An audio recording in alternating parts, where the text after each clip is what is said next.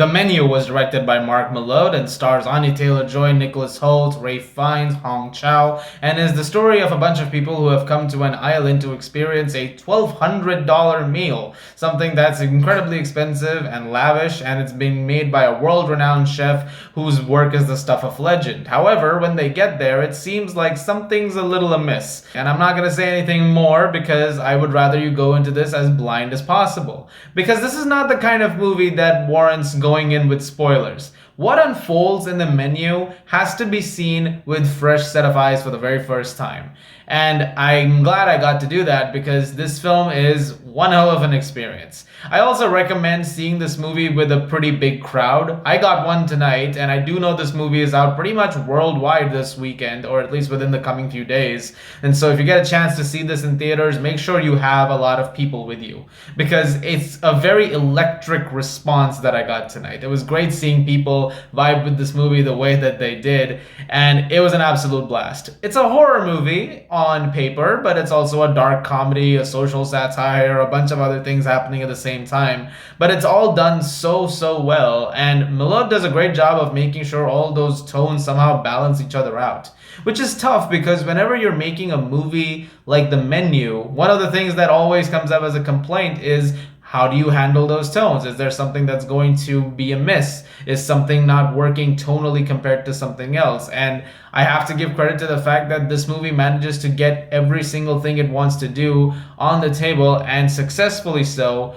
And that's to be praised, along with a really good bunch of performances. As usual, Anya Taylor-Joy is fantastic. She's one of the best performers that we have in the industry, and it's great to see her thriving in a role once again. Nicholas Hoult is great as usual too. He's really good in the movie. I'm not going to say much more about his character, but it's really great. But no, you can't talk about anything else without giving a special shout out, of course, to Ralph Fiennes, who is magnetic as always, and as this chef that he's playing gets more and more bizarre as the movie goes on, and so much relies on you having to sort of stay with him. Like whatever is going on, you have to sort of be like, yeah, okay, I see what you're doing, and you have to sort of be on that wavelength the entire time.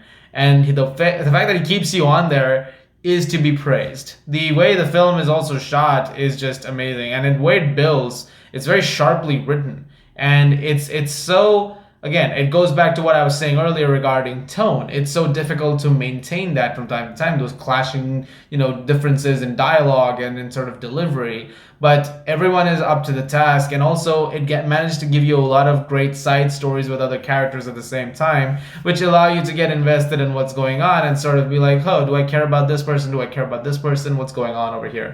And there are a few particular scenarios where you'll find yourself sort of understanding what's going on and why it's going on. And as the film eventually progresses and you see things start to unravel and you get those revelations, I think what you get over here is a very successful movie that I very much praise for being pulled off as well as it did. I don't have any major issues with the movie per se. I'm trying to think about it. Really, nothing much is coming to mind. I think the film really does work in pretty much every way. It is one of the better movies I've seen this year. I really think it's a film that's again worth experiencing with a lot of people, and if you get the chance to do that, definitely do so. Not gonna keep this review super long because, again, try to know as little as possible. Just know the fact that you're gonna get a bunch of strong performances, some really good direction and writing, and some very unexpected twists and turns. And as the film comes to a close,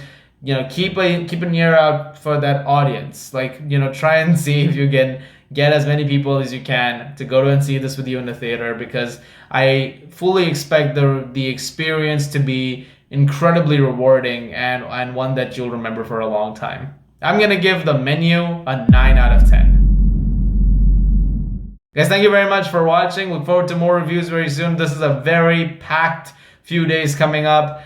Pinocchio, the Netflix one from Guillermo del Toro, also released in my theater. I'm going and seeing that tomorrow.